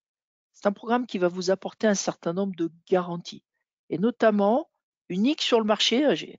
On a bien étudié nos concurrents ces derniers temps avec mes collègues avant-vente, et on s'est aperçu que nos concurrents ont des programmes de ce type qui vont de 30 jours à 1 an au maximum pour certains. 3 ans de garantie satisfaction client. Ça veut dire que vous nous avez demandé une volumétrie et des performances. Pendant 3 ans, vous pouvez lever la main et dire il me manque 2 Tera. Mais je vous ai demandé 20 000 IOPS, j'en ai 15 000. Comment ça se fait? Et on corrigera le problème. Autant vous dire qu'on va tout faire en amont pour bien qualifier le besoin et bien dimensionner pour jamais avoir à corriger un tel problème. Dans le cadre de ce programme Future-Proof, vous avez la garantie 4 pour 1 avec un document contractuel qu'on peut signer ensemble et qui nous engage pour des années. Une petite nouveauté dont vous disposerez uniquement aujourd'hui sur la gamme Power Store, la possibilité via le programme Anytime Upgrade d'avoir une baie qui reste moderne dans le temps. Alors on s'est rendu compte que beaucoup de nos clients maintenant font vivre leur baie plus de 5 ans. Alors j'ai envie de dire, je connais plus de clients qui utilisent une baie de stockage moins de 5 ans, mais on a beaucoup de clients qui vont jusqu'à 7 ans, qui est la période maximale de garantie standard chez Dell EMC. Eh bien, la baie, au bout de 7 ans, on peut se dire que ces contrôleurs, ils sont peut-être plus adaptés aux charges de travail qu'on a déployées dans le temps. Maintenant, la capacité n'a pas tant évolué et mon appliance reste valable. Eh bien, on a dans le programme Anytime Upgrade la possibilité de faire évoluer son contrôleur dans le temps et de prépayer cette fonctionnalité à l'acquisition. Donc, on va pouvoir négocier un prix à l'acquisition et vous avez deux versions de ce programme. Le premier niveau, c'est dire, j'ai aujourd'hui, je dis une bêtise, par exemple, une Power Store 1000. Je dis ça parce que c'est celle qui est dans les data centers de Solucio. Power Store 1000, chaque contrôleur a 2 processeurs 8 cœurs et 192 Go de mémoire. OK. Demain, Intel sort un nouveau processeur, Xeon SP nouvelle génération. Bien entendu, moi, je vais suivre les cycles d'Intel avec quelques mois de retard. Donc là, c'est ce qui va se passer cette année. On va avoir des nouvelles versions de contrôleurs qui vont arriver en Power Store. On aura peut-être le modèle 1500. On peut vous faire un passage du modèle 1000 au modèle 1500. Donc le modèle équivalent dans la gamme, d'accord, de façon prépayée. Et si vous avez 30% de performance en plus dans ce modèle 1500, vous en bénéficierez automatiquement. Donc ça, c'est la première partie, la plus économique qui, pour moi, va intéresser le plus de clients. Ça vous permet de vivre tranquillement pendant 6 ou 7 ans au niveau de votre stockage. Il y a un deuxième programme qui vous permet, si vous pensez que vous allez avoir une nouvelle application dans 3 ans, vous avez un projet d'ERP en réflexion et vous dites dans 3 ans, peut-être dans 2 ans, je vais devoir doubler mes performances, mais j'en ai pas besoin tout de suite. Et je voudrais avoir la techno à maturité dans 3 ans. Au lieu de passer du modèle 1000 au modèle 1500, vous achetez un modèle 1000 et vous achetez le droit de passer sur le modèle au-dessus, le modèle 3000, nouvelle génération, 3500. Donc vous avez 2 étapes en une. Vous prenez le modèle quasiment 2 fois plus puissant et de nouvelle génération. Voilà. Donc ce sont les 2 besoins qu'on a identifiés chez beaucoup de nos clients. Dans le passé, on a été amené à faire des upgrades de contrôleurs physiques sur des baies Unity ou SC Series. Ce qu'on a voulu, c'est simplifier ce process au maximum, à la fois techniquement et d'un point de vue financier. Donc, si vous avez acheté cette option Anytime Upgrade, le jour où vous voulez la faire jouer, alors dès que vous avez passé 6 mois d'usage de la baie, vous pouvez appeler Dell et dire je veux bénéficier du programme. Alors on imagine que les clients le feront plutôt année 2 à année 3. Vous appelez Dell, on vous envoie le produit, donc les nouveaux contrôleurs et le technicien pour faire la mise à jour en production de vos baies de stockage. Voilà. Donc ça, c'est des choses uniques aujourd'hui à la gamme Power Store par rapport à nos autres solutions de stockage. Alors, s'il n'y a pas d'autres questions, je vais résumer, faire un petit récap de ce qu'on vient de voir. Donc, c'est une baie centrée Alors, pour les données. Oui, excuse-moi Philippe, je sais pas si tu m'entends, j'ai eu un petit problème de micro, donc je ne sais pas si on avait une question sur une très technique de compatibilité. Je ne sais pas si tu l'as vu sur une compatibilité par non, rapport à un OS particulier dis-moi. sur des environnements Red Hat 6.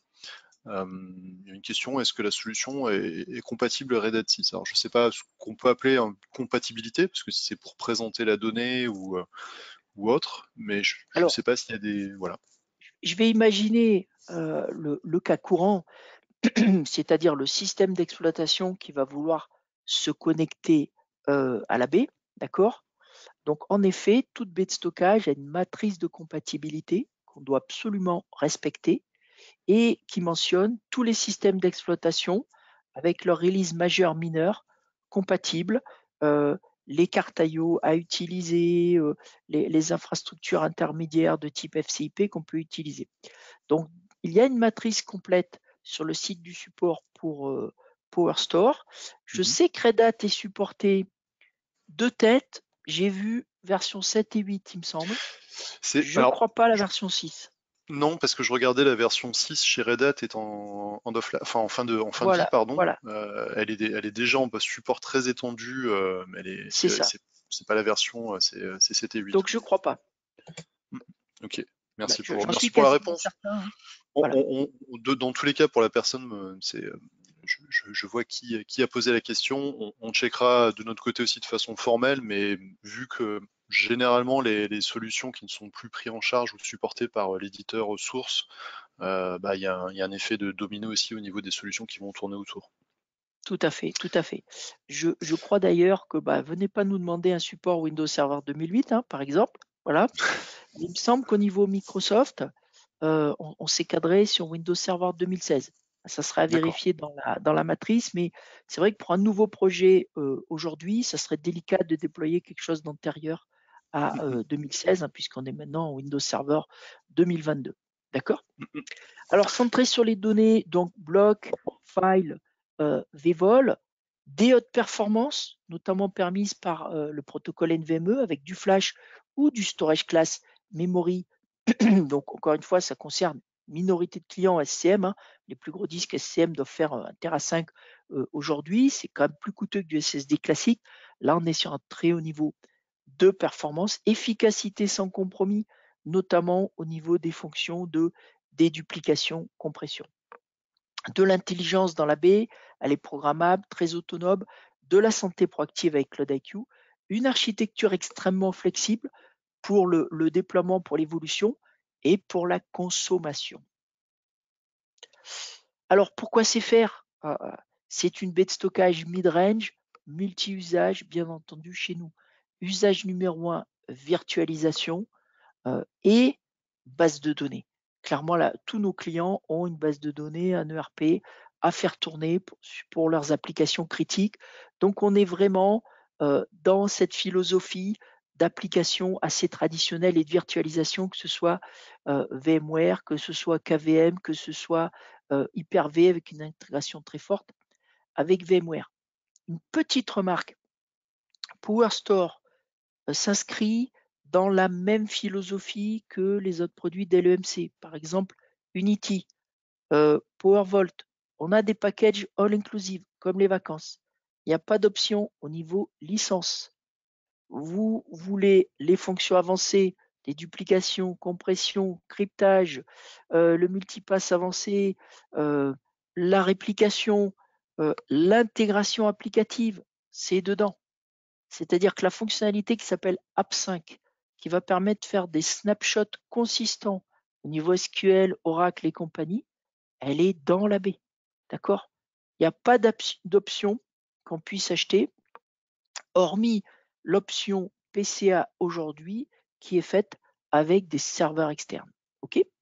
Bien entendu, de nouveaux usages sont ouverts. On a parlé tout à l'heure des containers, notamment avec de l'orchestration Kubernetes, mais on va beaucoup parler de domaines que je connais moins bien aujourd'hui, Splunk, Kinetica et compagnie. Donc les nouveaux usages liés au HPC, on a des spécialistes chez nous pour ça. Si vous êtes intéressé, vous levez la main, on vous met en relation avec eux. Il y a un vocabulaire très particulier, c'est des martiens pour moi. Des fois, ils ont un vocabulaire vraiment difficile à comprendre. OK, quand même, on peut être intéressé par la gamme de produits. Alors, PowerStore, ce n'est pas un produit, c'est toute une gamme.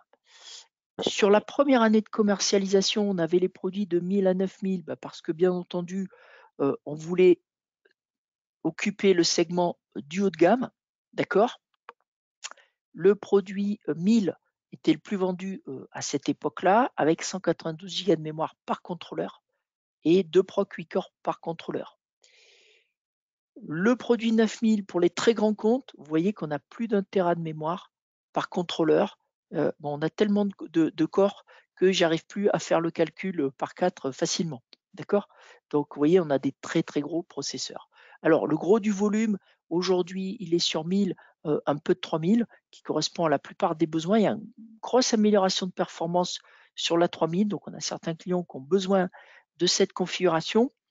Mais depuis cet été, nous avons un produit un petit peu plus d'entrée de gamme avec des processeurs monopro, des contrôleurs monopro, 12 cœurs. En fait, la puissance CPU est quasiment équivalente à celle du modèle 1000, seulement 96 Go de mémoire par contrôleur. Le modèle 500, lui, ne pourra pas être utilisé en mode X pour faire tourner des VM, donc il a moins de mémoire, mais ça ne sera pas gênant dans ce cas-là. On peut monter jusqu'à un péta de capacité avec les plus gros SSD néanmoins. Et là, le produit, il est extrêmement économique. Et je dois dire que c'est un grand succès puisque depuis cet été, on vend à peu près 3/4 de modèles 500 et qu'on peut adresser un marché de PME où on était avant avec des produits comme la BSS Series chez nous, les petites B Unity. D'accord? Donc là, on a un produit de volume. Alors moi, ça m'intéresse parce qu'on n'est pas en région parisienne, on est en Rhône-Alpes-Auvergne avec un tissu industriel extrêmement important, beaucoup plus important que dans d'autres régions, une multitude de moyennes entreprises qui sont totalement éligibles à ce type de produit. D'accord? Je ne rentre pas dans les caractéristiques détaillées, attachement FC, attachement iSCSI, giga, 10 gigas, voilà. Bon, on peut avoir de très grosses capacités. Le plus petit SSD qu'on va utiliser, il fait 1 Tera 9. OK, on va jusqu'au 15 Tera. Je n'en ai pas vu encore vendu parce que ça pique un peu le prix du 15 Tera. Mais globalement, le prix est assez linéaire du 1 Tera 9 au 3 Tera 8, voire au 7 Tera 6. On a des clients qui ont acquis DB avec des SSD 7 Tera 6. Ça ne sert à rien de multiplier les petits pains comme on le faisait avec les disques mécaniques. Quand vous avez une dizaine de SSD 7 Tera, vous avez déjà, en règle générale, des performances supérieures à votre besoin. D'accord? Hop, la petite nouveauté arrivée en version 2.1 qui vient juste d'être annoncée du firmware, donc release mineure, qui va intéresser certains grands clients, c'est la possibilité de faire du NVMe de bout en bout à partir des serveurs, d'accord? Bon, à étudier si vous avez besoin de grosses performances. Aujourd'hui, la plupart des designs sont faits sur du 10 gigabits ou du FC16 traditionnel, sachant que la B, pour certains cas d'usage, peut supporter l'attachement direct. On va vous recommander de mettre des switches entre les serveurs et la B. Pour certains clients qui veulent commencer avec 2 serveurs et qui n'ont pas de grosse capacité d'évolution, on peut tolérer de l'attachement direct. Le NVMe over Fabric, on parle de la version IP, hein, mais le FC était déjà supporté depuis un moment. D'accord? Voilà, donc on sait le faire maintenant AFC et en IP. Petite remarque, si vous voulez faire ça, on va vous demander de faire l'IP en 25 gigabits Ethernet. Donc ça, c'est important.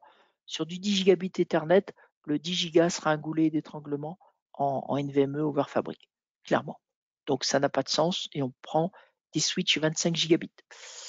J'en profite pour faire un petit peu de publicité avec nos gammes de switch S-Series. On a des petits switch 12 ports, 28 ports, 25 gigabits.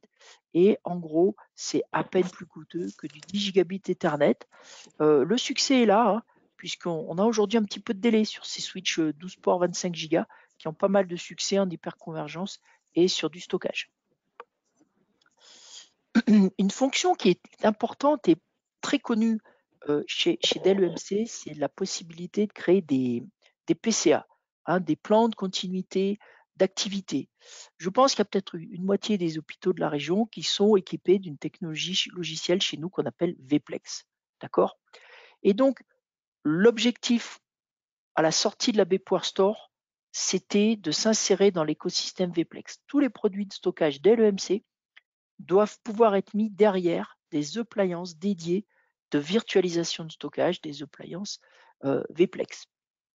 On a eu l'idée de rendre cette techno VPlex plus abordable avec PowerStore en créant une déclinaison de VPlex qu'on appelle PowerStore Metronode.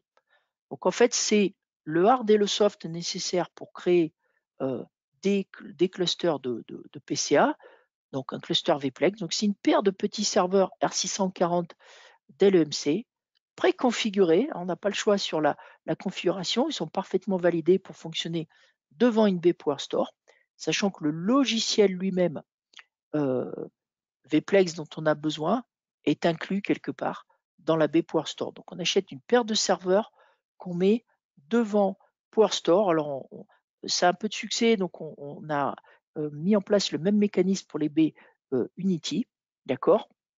Et vous pouvez acheter votre solution de PCA en même temps que votre baie PowerStore. Alors petite contrainte, Vplex, ça fonctionne en fibre channel pour la connexion des serveurs. Par contre, sur les métronodes, on peut faire de l'IP entre les sites pour la connexion PCA. D'accord? Alors ça, c'était le premier objectif, c'était la première vague. On avait l'obligation vis-à-vis de nos grands clients de fournir une solution PowerStore compatible avec Vplex et qui utilise le même mécanisme de PCA. Vplex est un PCA actif-actif, d'accord? Donc il n'y a pas de temps d'arrêt lorsqu'on perd une salle. Les lectures et les écritures sont acquittées des deux côtés, ok? Donc contrairement à la plupart des solutions PCA du marché. Néanmoins, on a certaines entreprises de plus petite taille qui veulent pouvoir faire un PCA aujourd'hui pour 10 à 20 Tera de données en 2 salles aux 2 bouts de l'usine et pour un budget raisonnable. Donc, nous préparons, je l'annonce un petit peu tôt, mais il y a une demande régulière, donc on a commencé à en parler depuis un petit moment, l'inclusion dans les contrôleurs PowerStore de cette fonction PCA dans le courant de l'année. Voilà.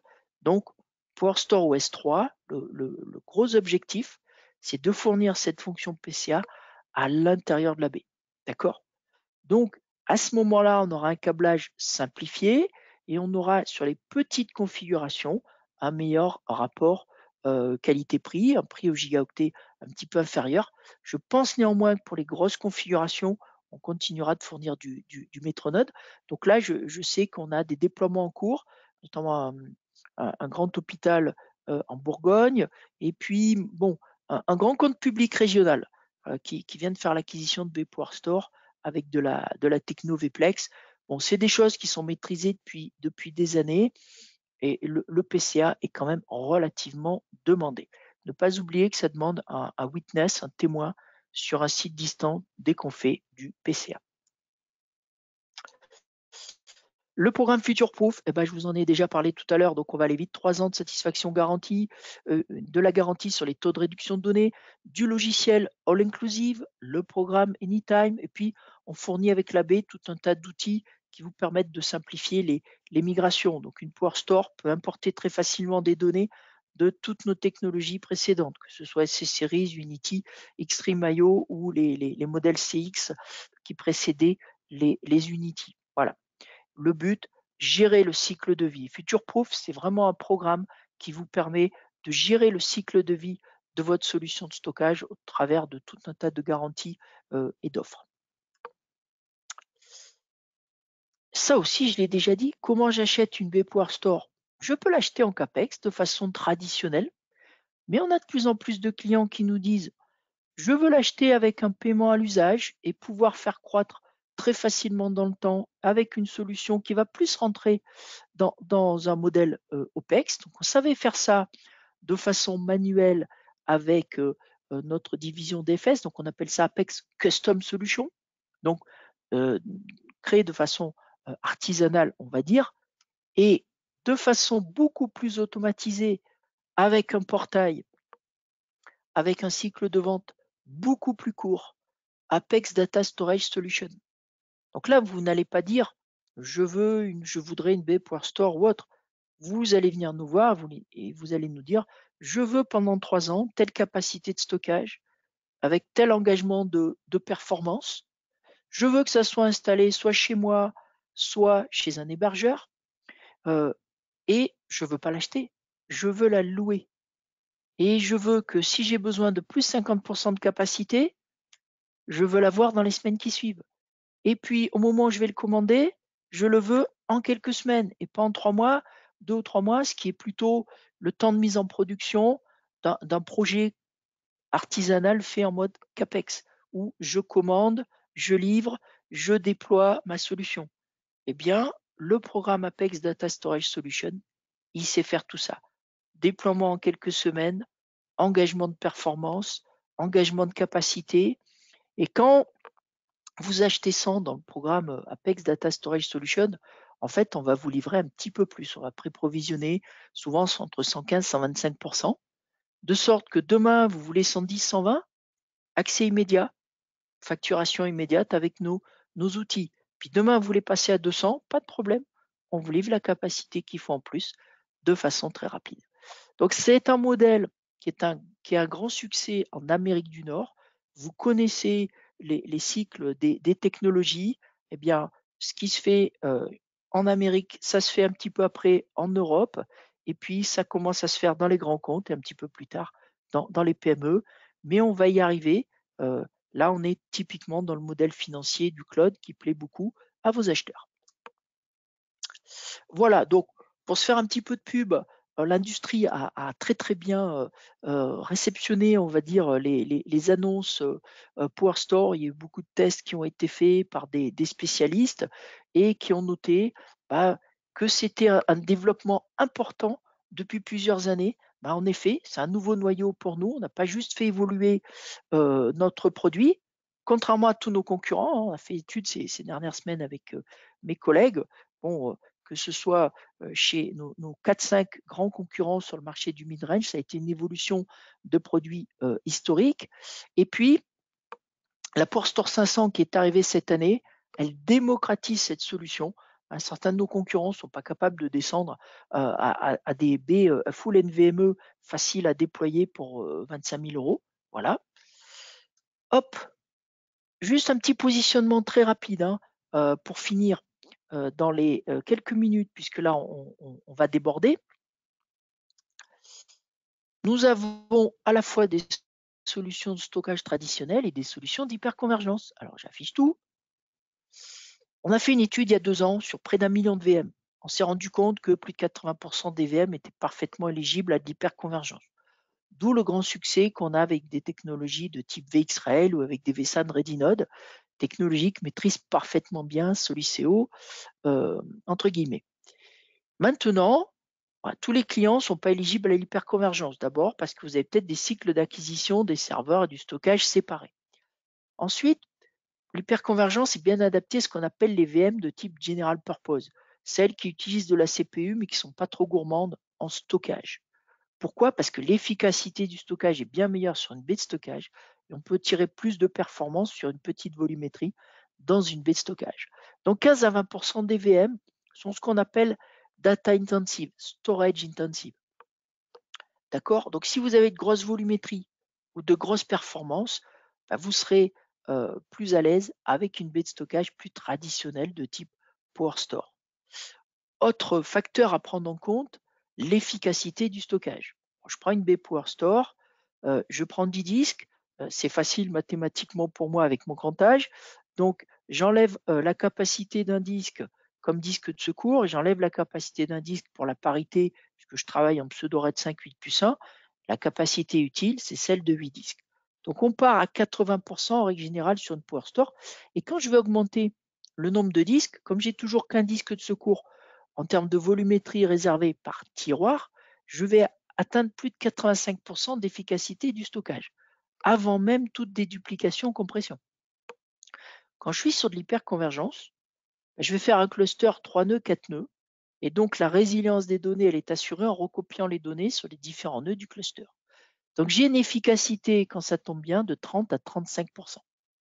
Ça veut dire que je multiplie les disques comme des petits pains avec l'hyperconvergence. Et puis quand je vais rentrer dans ce qui est déduplication, compression, elle est totalement globale sur une baie de stockage de type Power Store, d'où le fait qu'on puisse facilement atteindre des taux de 3 à 4 pour 1, et j'ai pas de doute du 5 pour 1 dans le futur. Sur des appliances de type vSAN, VxRail, on garantira rarement au-delà du 2 pour 1 auprès du client, puisque la dédupe compression n'est pas globale, d'accord, et que ça nous donne des contraintes. On va s'engager entre un 5 et 2 pour 1 en règle générale. Donc, quand vous avez des grosses volumétries ou beaucoup d'intensité, beaucoup d'IOPS sur une petite volumétrie, une baie de stockage va être plus intéressante. Et puis, on a encore beaucoup de clients qui ont des serveurs physiques. Et puis, vous avez une grosse volumétrie aujourd'hui dans l'entreprise qui souvent est de l'ordre de 70% des données de type fichier ou objet pour lesquels on a des solutions dédiées. Alors, ces solutions de stockage, pour résumer ce que j'ai dit tout à l'heure, à gauche, vous avez nos solutions de stockage primaire traditionnelles. En entrée de gamme, notre petite PowerVault ME4. En haut de gamme, notre PowerMax. On va l'oublier, on a quelques clients dans la région, mais enfin, ça se compte sur les doigts d'une main. Le gros du marché en stockage aujourd'hui, 60% du marché mondial du stockage, c'est ce qu'on appelle le mid-range. Nomenclature IDC, les baies de stockage vendus entre 25 et 250 000 dollars.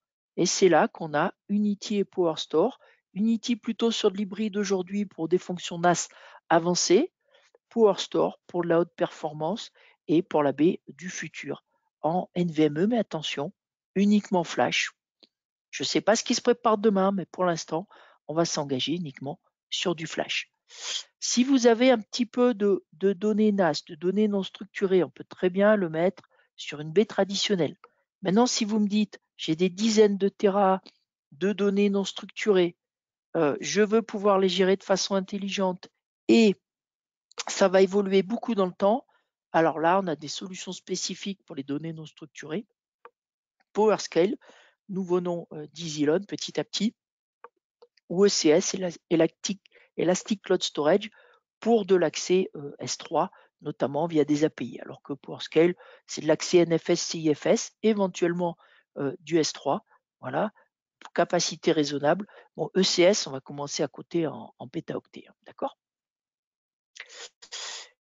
Et puis, eh ben, tout ça, ça peut cohabiter. L'hyperconvergence de type VxRail, les serveurs traditionnels, InB PowerStore, en particulier le modèle X, tout ça, c'est compatible. Ça peut être mélangé sur des SAN FC ou iSCSI et on peut faire du vMotion entre ces différents environnements. Alors, bien entendu, seuls nos grands clients tireront parti de ces cas d'usage, mais on en a quelques-uns qui aujourd'hui ont à la fois du traditionnel et de l'hyperconvergence et qui pour leur stockage traditionnel, pourraient utiliser de la baie PowerStore modèle T ou modèle X. Voilà. Donc rapidement, pour en finir avec le monitoring, CloudIQ, c'est gratuit. À partir du moment où votre baie a été installée et remonte ses informations, ses logs au support, vous pouvez activer cette fonctionnalité. Ça permet de faire de la planification, d'améliorer la productivité. Vous avez une synthèse globale et vous avez aussi une application smartphone aujourd'hui. Ce qui est remarquable dans CloudIQ, c'est que le produit, il y a quelques années, il supportait nos solutions de stockage et toutes nos solutions de stockage de la plus petite PowerVault à la plus grosse PowerMax, mais aussi les switches fibre channel de notre gamme Connectrix, nos appliances data domain, VxRail et depuis peu, les serveurs PowerEdge et nos switches réseau IP. Donc là, c'est très intéressant puisque par rapport à certains concurrents qui sont spécialisés dans un certain domaine, soit stockage, soit hyperconvergence, on n'aura jamais un produit concurrent de CloudIQ avec un spectre aussi large. Donc, je l'ai dit, comment on fait? On installe le produit, on le relie au support avec Support Assist ou Secure Remote Services pour ceux qui connaissent. Et puis, on coche la case CloudIQ pour dire je l'autorise et on se connecte de façon très sécurisée sur le portail cloudiq.dell.com. Une des dernières avancées de CloudIQ, c'est l'aspect cybersécurité. Comme ce sont nos produits, on va vérifier avec un petit moteur d'intelligence artificielle dans CloudIQ que vos produits sont à jour et on va vous prévenir si vous n'avez pas installé des mises à jour critiques qui ont trait à la sécurité. Donc là, votre produit va tout de suite être rouge et on va vous dire ce qu'il faut faire. Donc, je pense que ça va faire partie des fonctions de base des entreprises demain pour automatiser la cybersécurité. Voilà. En termes de services, ProSupport Plus, vous connaissez ce qui a fait le succès de Dell ces dernières années. Si vous voulez un contact dédié au support avec un service proactif, c'est la partie ProSupport Plus. Des outils. Alors, toute démarche avant-vente pour moi doit commencer par une bonne analyse. On a un outil gratuit qui s'appelle LiveOptic, qui n'est pas intrusif, qui n'a pas besoin d'être installé, qu'on va faire tourner d'une journée à une semaine, qui va nous permettre d'avoir une vision très précise de votre environnement, consommation CPU, mémoire, les IO, les taux d'écriture quotidiens. Euh, Quand on va zoomer sur les machines, j'aurai jusqu'à la configuration exacte des machines et je vais aller voir jusqu'au VM. D'accord? C'est un outil fantastique. C'est gratuit, n'hésitez pas à l'utiliser, à en abuser. En avant-vente, on va systématiquement vous proposer cette démarche. Ce qui est génial aussi quand j'ai pris cet outil, c'est que j'ai une vision des VM et que je peux directement importer le résultat du live optique dans un sizer. D'accord? Et après, par exemple pour VxRail, ça me dimensionne automatiquement mon infrastructure. Voilà, j'en ai presque fini. Vous voulez plus d'informations? Je ne vous en ai pas dit assez malgré tout ce que je vous ai dit. Vous avez un lien, page spécifique PowerStore. Vous voulez un petit peu plus de technique, l'InfoHub. Vous avez une section sur PowerStore. LiveOptic, c'est un site ouvert aux clients. CloudIQ, vous avez une page pour simuler CloudIQ. Il y a des dizaines de produits. On a vraiment l'impression d'être devant un environnement de production. Et puis, si vous vous intéressez à l'écologie, on parle beaucoup de RSE. Aujourd'hui, vous verrez que Dell Technologies est très en avance dans le domaine. On avait un plan 2020, on avait une page web qui décrivait ce plan. On a maintenant un plan 2030. Donc, bien entendu, on utilise des matériaux recyclés pour nos emballages. On récupère du plastique dans les océans. On utilise de l'or recyclé pour nos cartes mères. On plante des arbres. Bon, j'en passe et des meilleurs.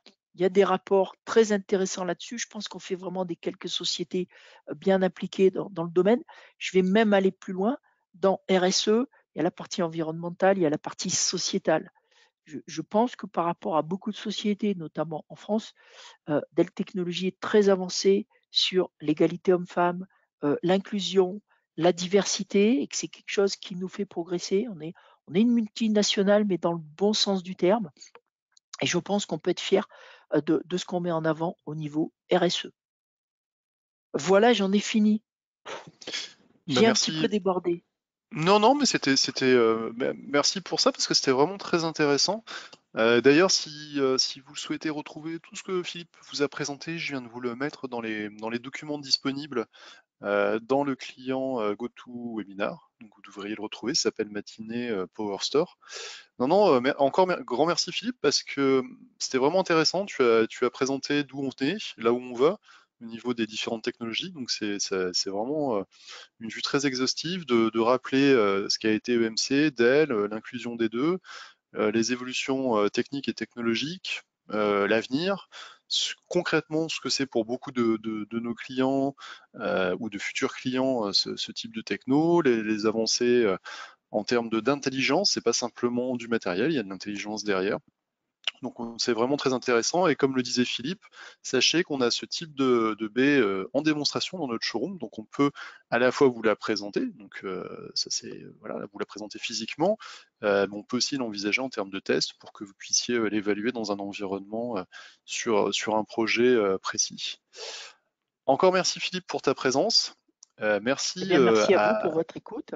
bah, c'est vraiment merci, c'était intéressant. Et d'ailleurs, on a enregistré l'événement, donc il sera disponible, je pense, dans l'après-midi ou demain en termes de liens téléchargeables pour revoir la vidéo. Merci à tous les participants, à toutes et tous. Je vous dis à très bientôt pour d'autres événements. Et je vous souhaite, eh ben, écoutez, par avance, je regardais l'heure, un bon appétit et une bonne fin de matinée et à très bientôt. Merci Philippe, à bientôt. Bon appétit, au revoir. Au revoir.